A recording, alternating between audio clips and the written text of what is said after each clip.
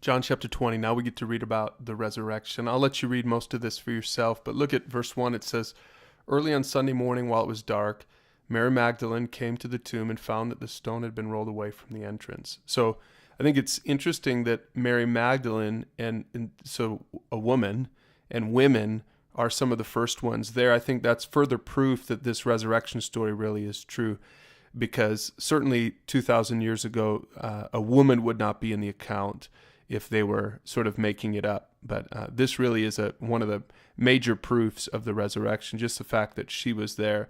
And it says there in verse 8, until then, the disciples still hadn't understood of the book of John. We're still looking at who is this guy and what is he all about. And the resurrection's a big part of answering that. And this is going to begin to sort of drop the veil from their eyes. Even the disciples, the ones who were closest to him and walked with him and got to be a part of his miracles and hear his teachings. And they realize now that his real purpose was for this right here. And we're reading about that in this chapter. He says, Jesus speaks to her in verse 15, "Dear woman, why are you crying? Who are you looking for?" Because she thought he was a gardener. It's interesting. So she sees the risen Jesus and she says to him, "If you have taken him away, tell me where you've put him and I'll go get him." And Jesus says, "Mary." And it says that she turned to him and cried out, "Rabboni," which means teacher. So finally she sees that he is the risen Christ, and she gets to be the first one to see it, Mary Magdalene. A pretty cool part of the story. Later on, he appears to his other disciples and he said to them, "Peace to you. As the Father has sent me, so I am sending you." And then he breathed on them and he said, "Receive the Holy Spirit."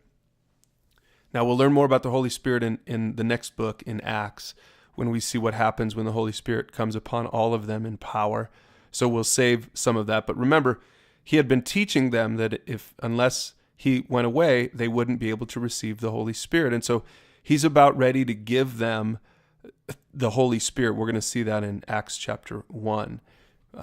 And we see then in this next passage at the bottom of John 20 that Jesus appears to Thomas, doubting Thomas, and you can read that, but he says, "You believe because you've seen me. Blessed are those who believe without seeing me," which is great. He's talking about us, those of us who trust Jesus and put our faith in Jesus and trust that who John says that he is, this account, is truly who he is for us.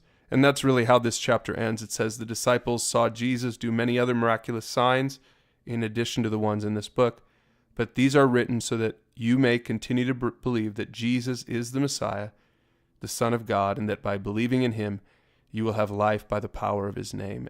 That's a great summary verse of what John's about. It's about telling us who Jesus is and telling us what believing in him can do for us as sinners. Now, you can learn more about that in Foundations, Truth number 1, Lesson number 1 in our resources. But for now, go ahead and read John 20 on your own, and I'll see you tomorrow for the last chapter in John.